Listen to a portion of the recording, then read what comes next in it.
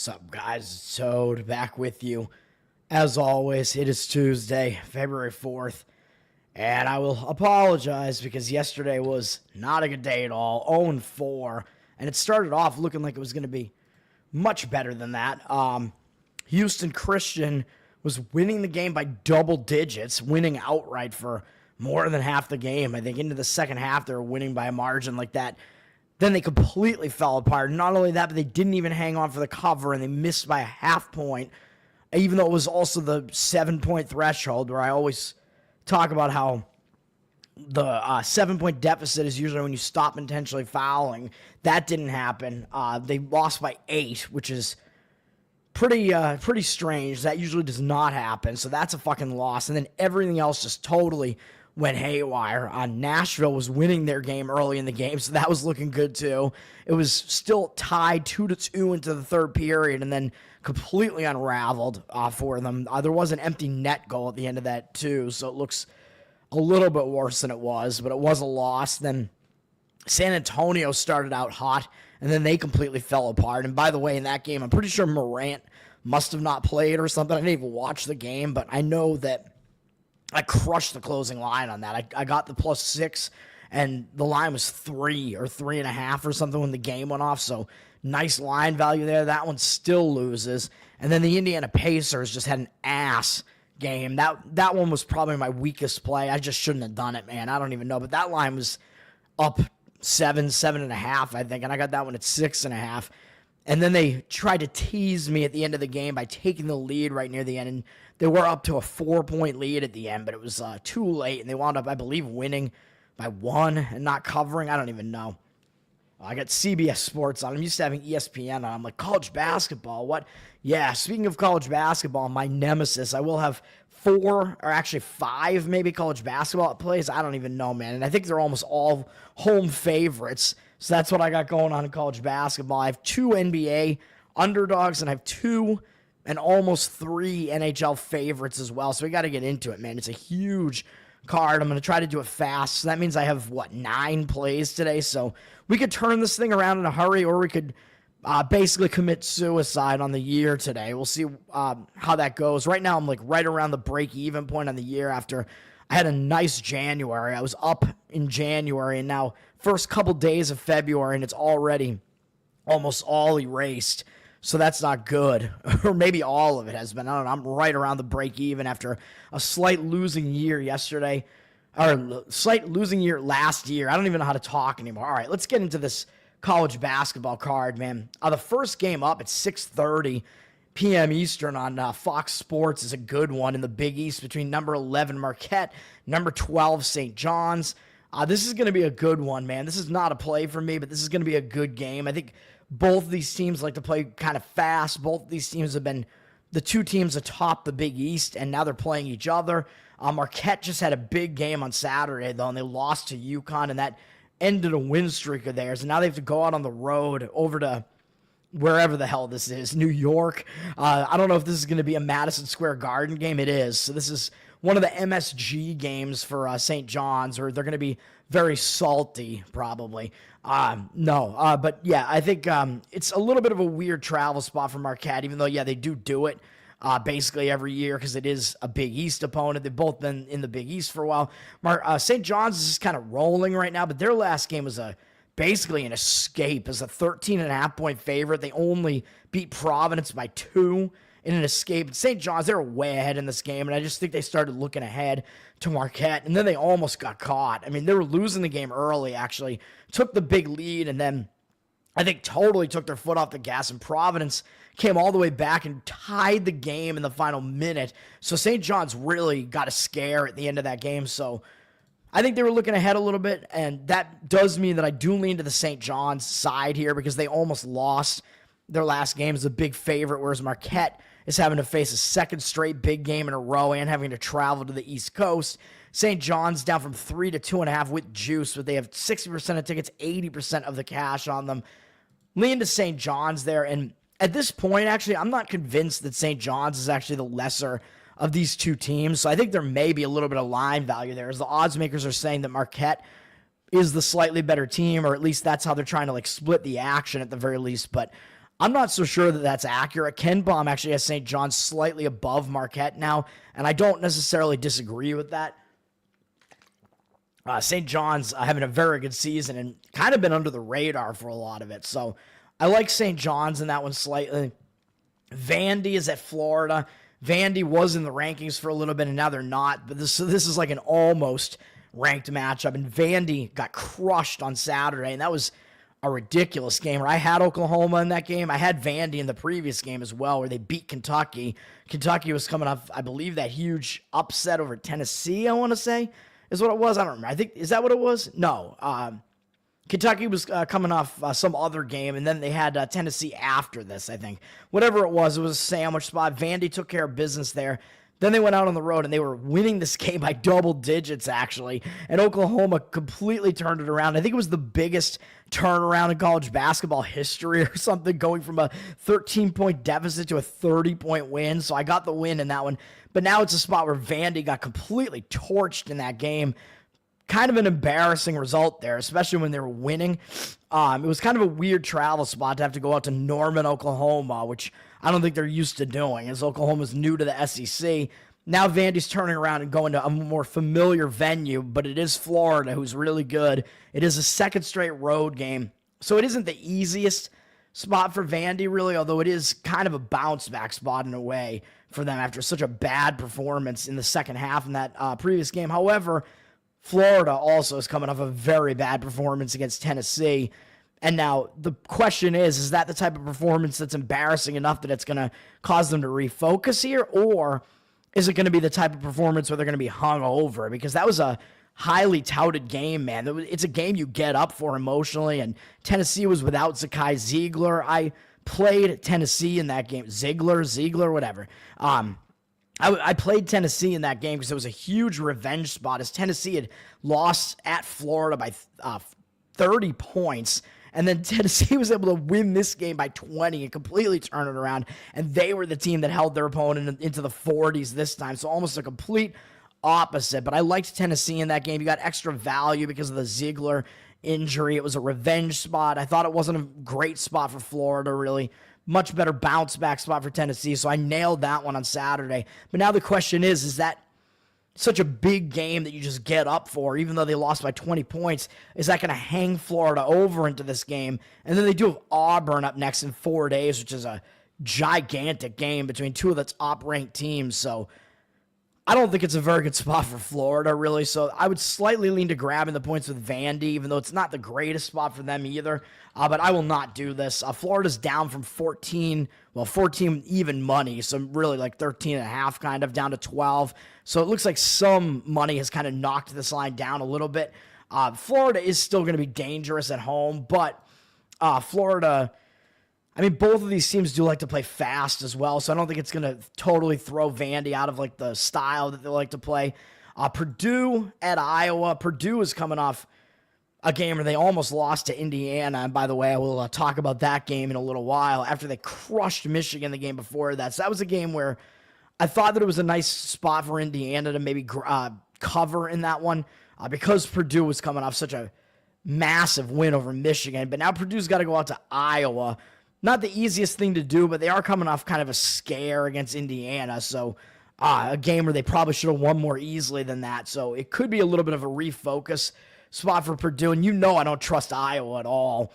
Iowa is just, they basically put themselves on my do not bet list after they couldn't beat Minnesota. And with Minnesota in a letdown spot, they couldn't come close to covering against Ohio State when Ohio State was in a letdown spot. So obviously I'm going to pass on this one. But I mean, in a way, it does look like a little bit of a tough spot for Purdue, even though they are kind of in a refocus spot, arguably, but also having to travel out to Iowa. Iowa's a team that likes to play fast, whereas Purdue does not. Purdue likes to play very, very slow, so it is a huge tempo mismatch in this one, at least. So if Iowa is able to speed this game up, maybe they'll be able to do something in this game, but again, I am not touching this one.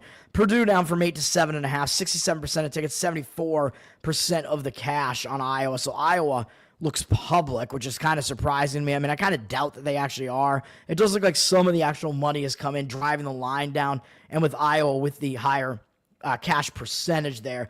I think the only matchup between two ranked teams today there are two because of the Big East one I already talked about. Marquette St. John's. The other one is number 14 Kentucky and number 25 Ole Miss.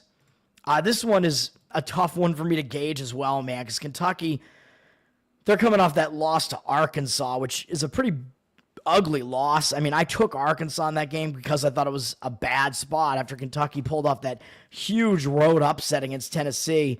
It was still a game that Kentucky probably should have been up emotionally for because it was the return of John Calipari.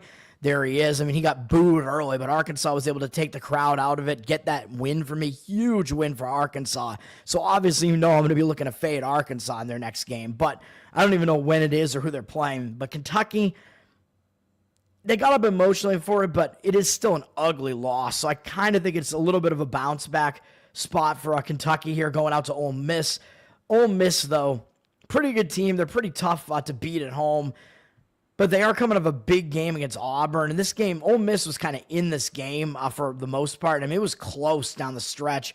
Ole Miss was within 5 points, so basically within like 2 possessions late in that game, so they did not go away. So they're coming off that big game, although they do need wins. They've lost 3 of their last 4, although all to ranked teams. So we will see how this game goes. I mean, this is not a game that I want to play.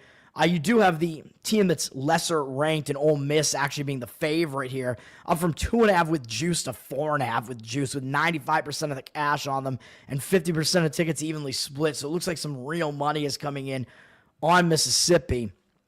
I don't know if I would really agree with that. I do think Kentucky's coming off the more embarrassing loss, and Ole Miss is coming off the bigger effort game. So I don't necessarily agree with that, but you are getting, if you do like Ole Miss, they are the better defense at home, but they're laying points, so that's what you're getting there. Kentucky does not play very well defensively, but Kentucky certainly could score, so they are the better scoring team.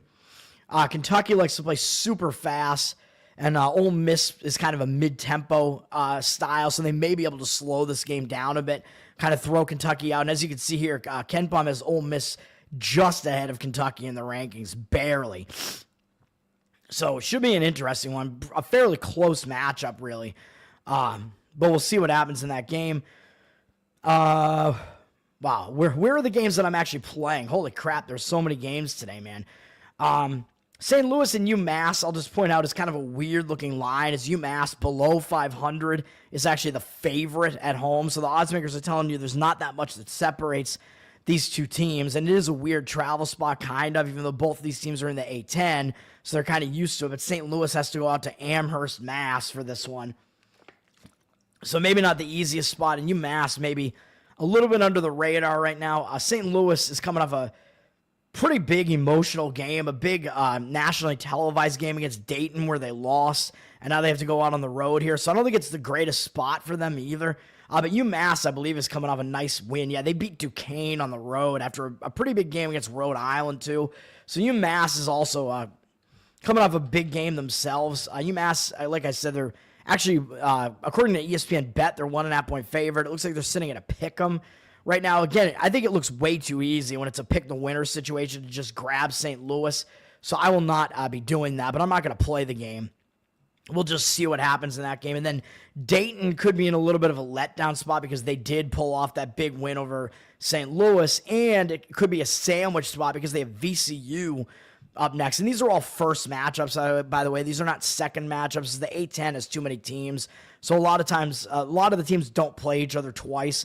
But Dayton, yeah, they won on that big nationally televised game. I actually had Dayton in that game. They won. Nice game for them. Now they're returning home, but again, they do have VCU coming up next in 3 days, so it is possible they kind of overlook this Davidson team that's kind of been a middling team this year. However, I don't really want to grab Davidson, grab the points either, because they're coming off a tough game against George Mason, where they were almost able to pull off the win against George Mason after George Mason had a big lead and Davidson did not go away, and they put in a furious comeback towards the end of the game to try to get back in that game. So not really the spot where I'd want to play Davidson. The line's actually up from 8.5 to 9, it looks like, on Dayton. Although I would still lean to taking the points with Davidson there, but I'm not going to do it. And then we do have Drake at Murray State, and Drake, they've only lost 2 games in this conference in the MVC, Missouri Valley, and one of those losses was their only home conference loss was to this Murray State team. So now they have a chance at road revenge, which I think is a decent angle to look at here, but it is a second straight road game for them. They're coming off kind of an easy win at Southern Illinois. Drake is the best team in this conference, and when you are getting the better team and they're in a decent focus spot, which I think this is because it is a road revenge spot, I do lean Drake in this one, even though it might look a little bit square. It might look too easy to lay the points with the team with the better record, but that is the way that I look here. Murray State has been ass for like 3 games in a row now, though. Not looking good, although 2 of them were on the road, but they got blown out by Missouri State, who that was their only conference win so far, and Murray State got blown out by them, so maybe Murray State was looking ahead to this game. So I think it is kind of a bounce-back spot for them, too. I mean, that is a disgustingly bad loss to the worst team in the conference, so I don't want to fade Murray State in this spot either. So I'll just stay away, but when you have 2 teams like this, and they should both be focused, and you're looking at the better team probably being extra focused with road revenge, that is the way I would still lean, which is to the Drake side. Up from 3.5 to 4.5 with juice. 71% of tickets, 86% of the cash on them. Let's try to get this done, man. I mean, this is a huge card here. All right, first game up is the first game that I actually have a play on is one of these ones that looks a little bit misleading. I'm going to play Central Michigan against Miami, Ohio. I don't know what the line is right now. It looks like Central Michigan up from a pick'em to pick'em with juice. Miami, Ohio for now, 75% of tickets and 87% of the cash. I don't know that the money is actually going to come in on the Miami, Ohio side because I don't see it.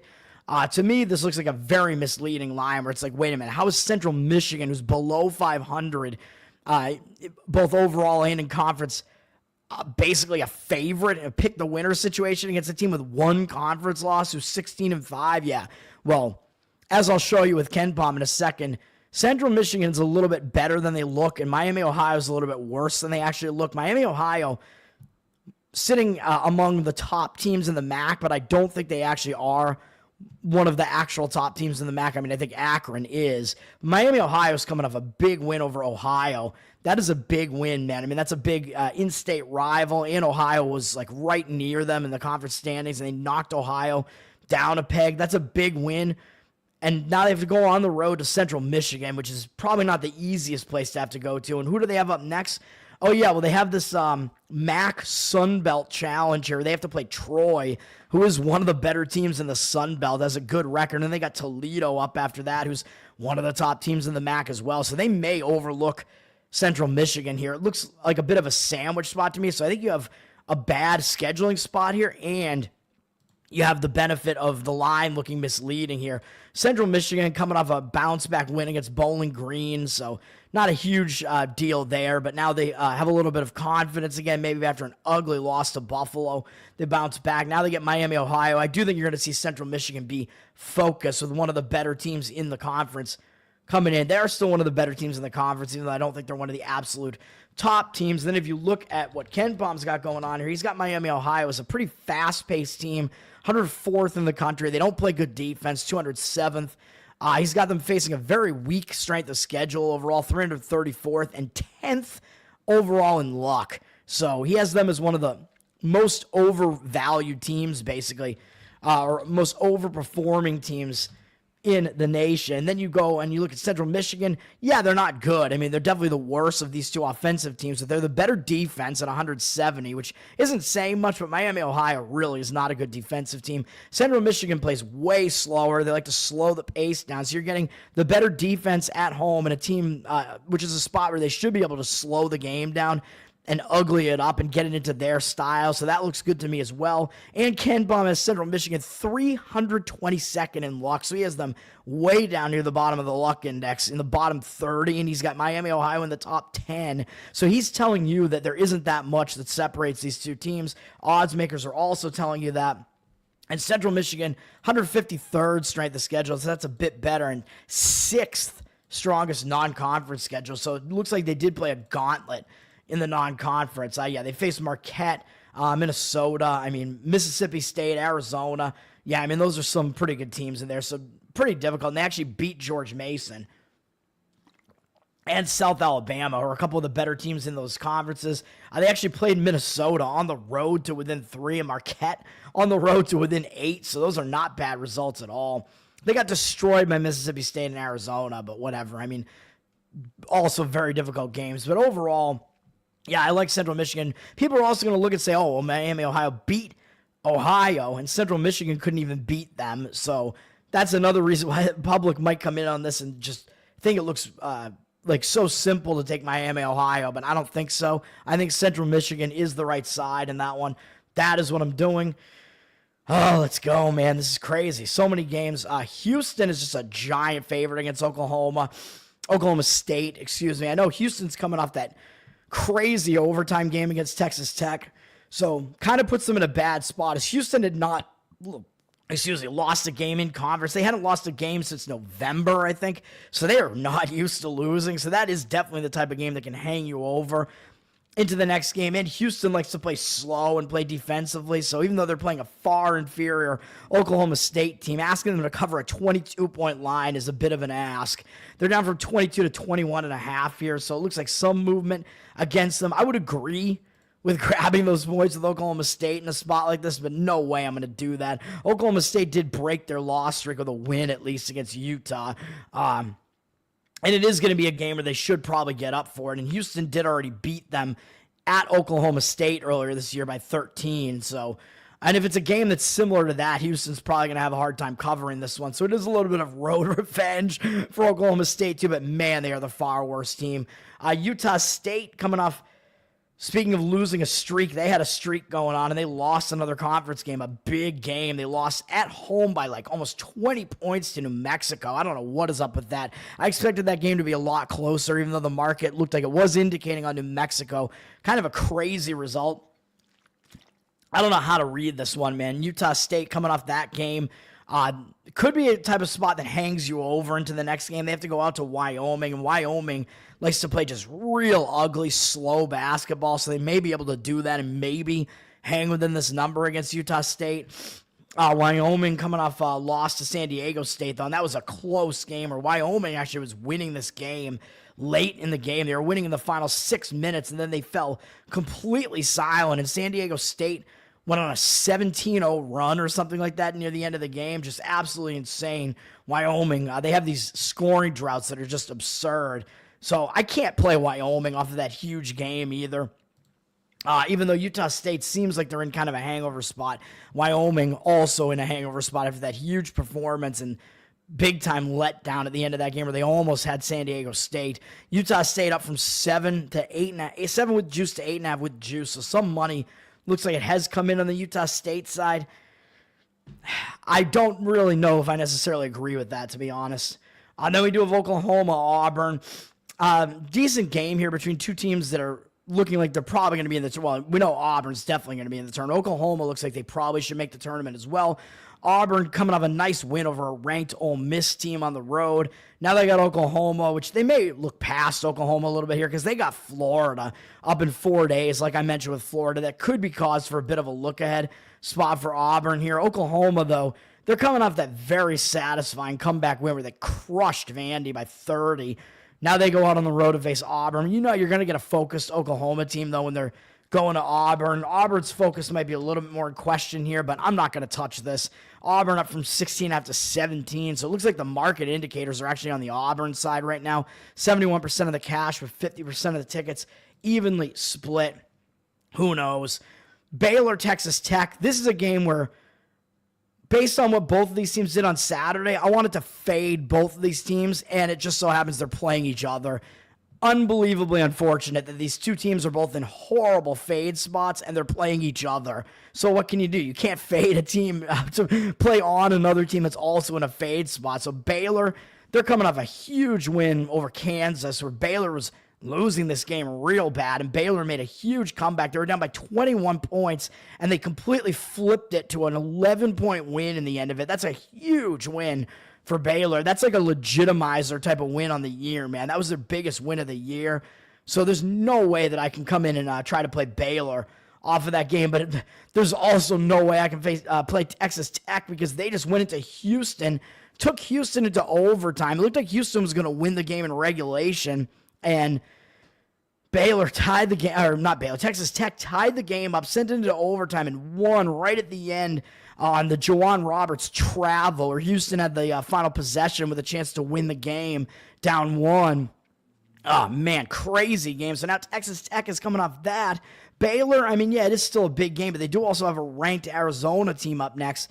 Almost makes it look like a sandwich spot for Texas Tech. So I think Texas Tech is probably in the worst of the two spots because that game went into overtime. It was against a physical Houston defense. It was just such a major upset, whereas Baylor actually was the favorite, I believe, at home against Kansas. So I think Texas Tech is in a bit of the worst spot. They're actually up from 7 with heavy juice to 8. So not really a huge move there. So I would probably look to grab the points if you forced me to pick a side in this one.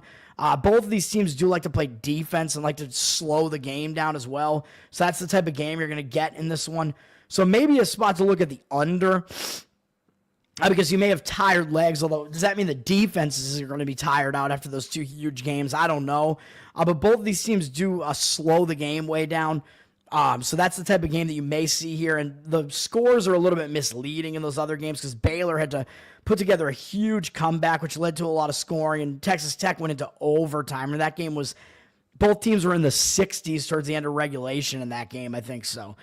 That's the breakdown on that. Next up will be another play for me, and that is Wisconsin -9.5. Man, I got to get through these games. Indiana, I think, is just in a terrible spot. I mean, they just went to Purdue, and they had Purdue on the ropes. They had Maryland on the ropes the game before that, too. So now they're playing a third straight game that's a huge step-up game where they're going to have to put in a huge effort after almost winning against Maryland, where I had Indiana in that game, actually, I think, after Maryland was off of some big win, I believe, at home, maybe over Illinois or something like that. And then Indiana went to Purdue. Huge in-state rivalry game, man. Indiana's the little brother, and they had Purdue on the ropes. Indiana was winning this game in the final 5 or so minutes of the game, and they fell a bit silent and lost the game. Purdue went on a huge run towards the end of the game and wound up winning the game. Absolutely, that's like a killer loss, I think, if you're Indiana. Now, second straight road game, you got to go up to Madison, Wisconsin.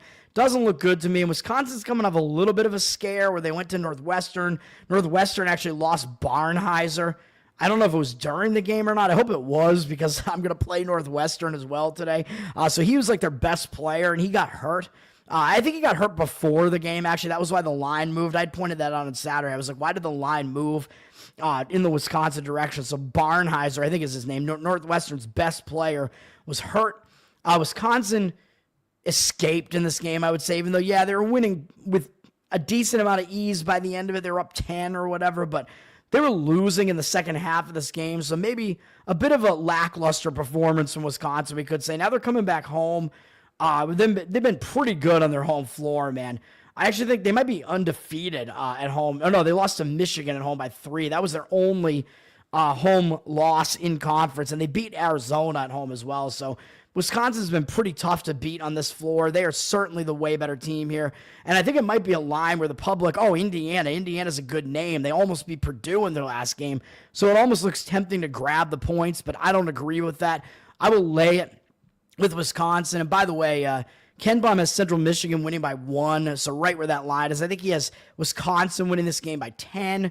Wisconsin's been a little bit different this year. They can score. They're 7th in scoring efficiency, and they actually play kind of more of a mid-tempo game, but in this game, I think they're going to try to slow it down. And Ken Baum also has them unlucky, 253rd in the country in luck, whereas he has Indiana way luckier. Indiana, even though they're 54th, Ken Baum's rankings, he's got them at 79th in luck. So he has Indiana as actually overperforming, Wisconsin underperforming. He has Wisconsin as the way better scoring team and also the better defensive team, even though Wisconsin hasn't been as good defensively as we're used to. They're actually more of a scoring team, but they're still better on both sides of the ball here, especially on offense, which is what you want when you're going to try to cover a big number. But they will probably try to slow Indiana down because Indiana likes to play a little bit faster, 101st in tempo, so Wisconsin can kind of play at any pace that they really want to, so you may actually get a slow down Wisconsin game in this one, but I think that just helps them anyway. I think it's a bad spot for Indiana when they had Purdue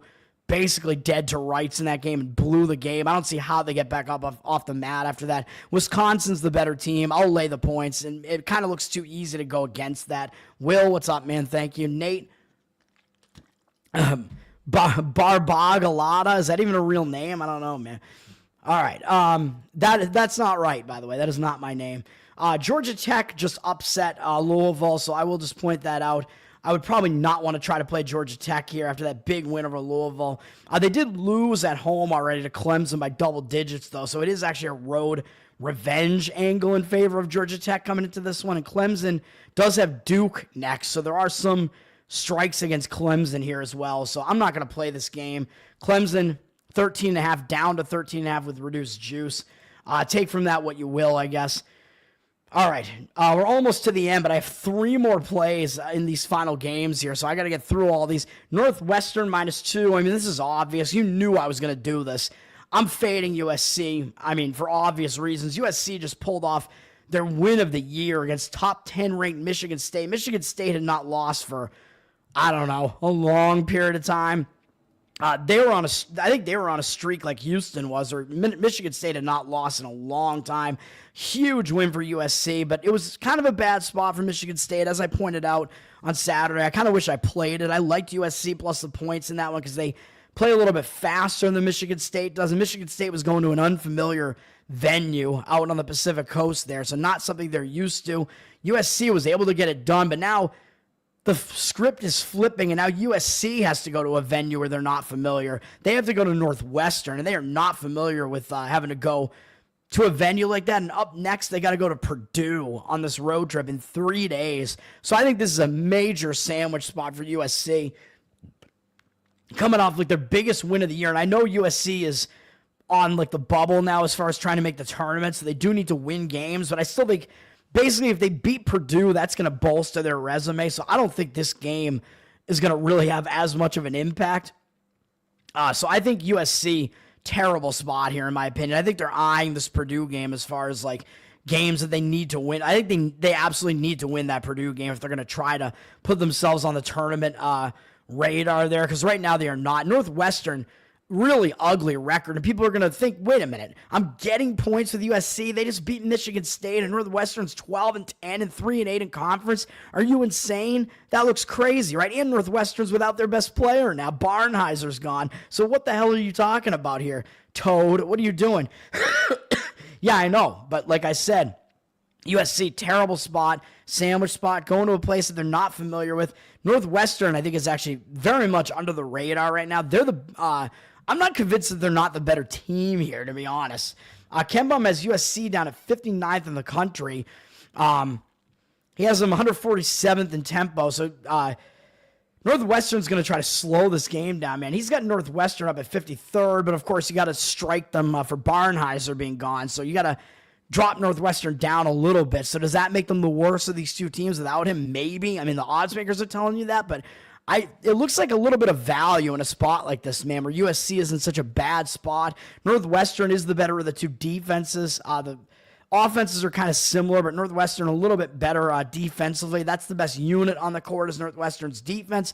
He has Northwestern 329th in luck, man, and USC 132nd. So Ken Bum's got Northwestern way unluckier. So he's telling you they have very much underperformed, and they're 315th in tempo. So they're going to try to slow this game way down. So you're getting the team that I think is definitely undervalued here in Northwestern. He's got Northwestern winning this game by 4, but that's, including Barnheiser playing for them for most of the year. So we'll see how that actually goes. But he also has Northwestern as having faced a stronger schedule slightly, 29th versus USC 44th. So you're giving me the better defense in the better spot in the pick the winner situation. I know Northwestern is coming off that game where they had Wisconsin on the ropes into the second half. They were winning against Wisconsin, but Northwestern fell apart, and they were losing by double digits with a few minutes to go in that game. So I don't think it wasn't a game where Northwestern really completely took Wisconsin to the wire.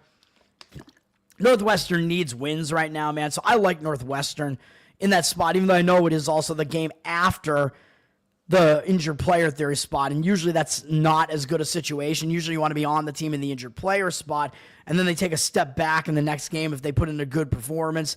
Yeah, but USC is just in such a horrible spot. I got to do it. I got to play Northwestern here, and Northwestern is up from 1 with juice to 2 with juice, so money looks like it's coming in on Northwestern. All right, Michigan State is at UCLA. Not a game I'm playing. Michigan State is coming off that loss to USC, but that's that ended a streak for them where I think just like Houston, I don't know when Houston's last loss was. I think Michigan State's last loss was in November. Houston's last loss was around the same time, though, or maybe in December. So both of these teams are not used to losing. They hadn't lost for a long time. Houston and Michigan State. Michigan State's first in-conference loss, so that might hang them over into this game a little bit, but then again, it's UCLA, so you are going to be focused when you have to go face UCLA. UCLA, though, they're coming off a very satisfying blowout win over Oregon, where I thought Oregon was in a good bounce-back spot, and UCLA still took it to them. Big win, especially because Oregon was the team that won the conference, the Pac-12, last year. So that was a big win. I don't think UCLA is going to overlook Michigan State either, though, but I would lean to Michigan State here a little bit just because they are coming off the kind of ugly loss, or as UCLA is coming off a very satisfying win. But I am worried about the Michigan State hangover spot, and they're going to a venue they're not familiar with. UCLA up from 2.5 with juice to 3. 69% of tickets on them, but 63% of the cash on Michigan State. So the money looks like it is coming in a little bit on Michigan State. Next up, Arizona State is going to be a play for me, even though I know they're coming off a big game. But what bigger game could you possibly have than Kansas State going to Iowa State and beating them by almost 20 points, knocking Iowa State basically out of the 1 seeds in the tournament? Crazy. And then Iowa State lost last night, too, where I thought they might bounce back. They did not. But that's a huge win for Kansas State on the road. Now it's a second straight road game. They're going to go from Iowa down to Arizona, where, by the way, Kansas State's not used to playing because Arizona State's new to the Big 12. So it's a second straight road game off of Kansas State's biggest win of the year, easily. A huge win over Iowa State. Having to go to an unfamiliar venue, second straight road game with travel. And then who do they have up next? Oh, yeah, Kansas, their rival, who they lost to on the road earlier this year. Obviously, that's one of the biggest games on Kansas' schedule every single year. So this is a terrible spot for Kansas State. Major, major letdown spot and a sandwich spot. And Arizona State, yeah, I know they're coming off a game where they played Arizona. Tough, and they still didn't cover from me. Fuck you, Arizona State. Arizona State, yeah, I know they were in this game late. It was a 2-possession game in the final couple minutes. Yeah, it was a big game. Normally, I'd look to go against Arizona State after they play a game like that, but it was a home loss. They're staying at home. They've lost 3 straight games at home. Actually, no, 4. They've lost 4 games in a row at home, which means they suck at home, but still, I think they're going to have the advantage here, man, with Kansas State being in such a bad spot. In an unfamiliar spot. So I like all of that for Arizona State here. They don't have a bigger game up next. I think they're going to be in more of a bounce-back mode, whereas Kansas State might just not totally pay attention here with the way everything has been going here. I know Arizona State did play tough in this game.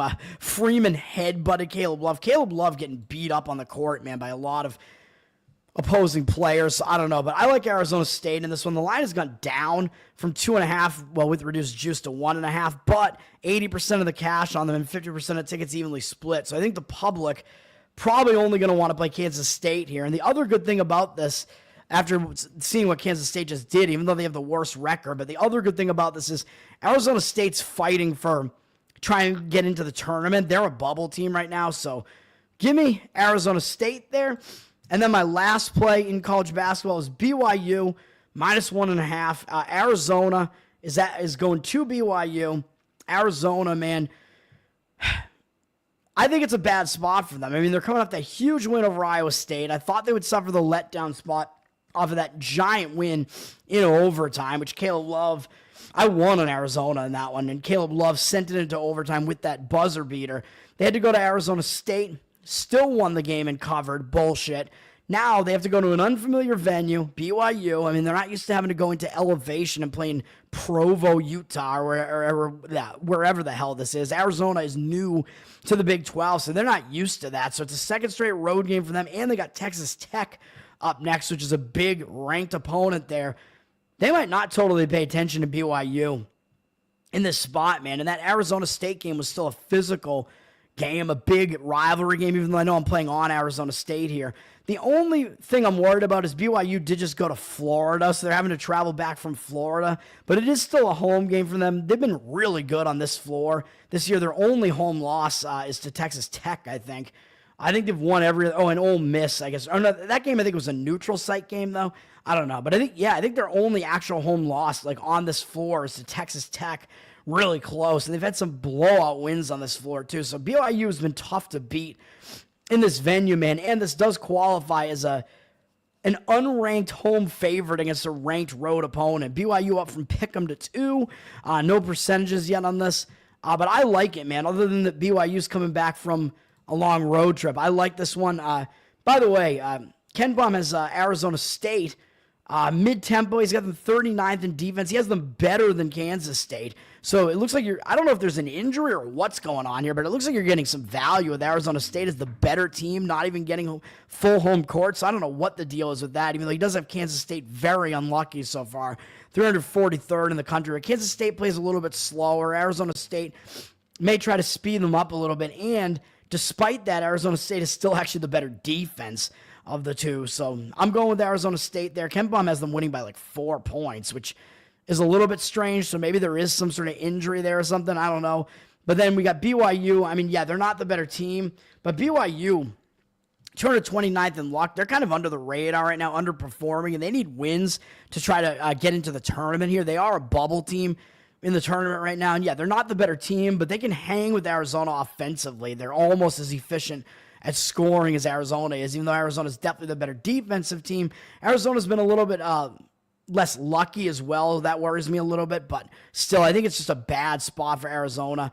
BYU also on the unlucky side of things. Both teams have faced a pretty strong schedule so far. This is just a tough environment, tough place to play for Arizona. So give me BYU there, and then here's what I'm going to do, man, because I got to get the fuck out of here. This has been way too long a video. I will come back, I guess, and do a quick rundown of NHL and NBA. I'll give you my plays now, and then I'll give the analysis on another video later tonight. But I'm going to be on Dallas plus the points. That one might move. You got to look and see what's going to happen with I forget who the fuck they're even playing, but there is some situation where let me see. Who's Dallas playing? Philadelphia. So Embiid might be coming back in that game. So if he does, you're going to get more value on Dallas. I like Dallas in that one. I'll explain later. Dallas plus the points in that one. I don't know what line you're going to get. Toronto plus 5.5, the Raptors. And I will be on the Vegas Knights in hockey, minus 145, and Seattle, minus 118 in hockey as well. So you can book those, except you could probably wait on Dallas and see where that line goes, because if Embiid comes back, you'll get a bit of a better number. And if he doesn't, it's still going to be like a pick the winner situation. So we'll see. And then my college basketball one more time. Central Michigan minus 1, Northwestern minus 2, Wisconsin minus 9.5, Arizona State minus 1.5. I'm sorry, these Tuesdays are way too packed. BYU minus 1.5. I'll be back in the evening. I'll talk about NHL and NBA. Paul, what's up, man? Big IQ, the Riz God. Yeah, thank you, sir. I like your pick, man. You look like Bill Krakenberger almost. He wears like the same type of hat. That is a Kangol hat, right? I don't know. I can't even see. You don't like Arizona State? I'm neutral as far as like what I think about them, but I just like them in the spot. I apologize for making you vomit, sir. And yes, BYU. Thanks, guys. I'll be back to throw down the analysis on those games before they happen in the evening here. That's going to do it. Tower Gang Toad, patreon.com/Tower Gang. Subscribe to the Patreon for Tower Gang, the most offensive podcast out there, and you get live pre-show, post-show. You get the bonus content there, baby. Let's do it. Let's bounce back. Let's get some fucking wins today, man. Peace.